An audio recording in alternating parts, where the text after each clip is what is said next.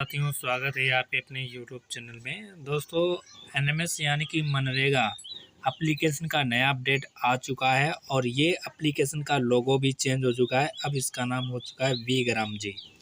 तो यहाँ पर ये अपडेट देखते हैं 4.0.1 का अपडेट है और अभी जो एप्लीकेशन है इसका लोगो यहाँ पर आप देख सकते हैं चेंज हो चुका है, वी ग्राम जी हो चुका है। और यहाँ पर इसको ओपन करते हैं तो इसका भी अपडेट आप देख सकते हैं, यहाँ पर 4.0.0 का अपडेट है। और अभी हम आपके सामने इसको अपडेट करेंगे और यहाँ पर आप देखेंगे इसका लोगो जो है वो चेंज हो चुका है। एनएमएस का लोगो अब यहाँ पर वी ग्राम जी के नाम से हो चुका है।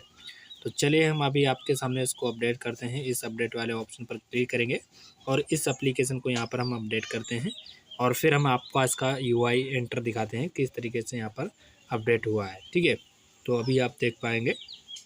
तो सबसे पहले हम इसको यहाँ पर अपडेट कर लेते हैं। यहाँ पर ये अपडेट हो चुकी है। अब चलिए हम इसको ओपन करते हैं।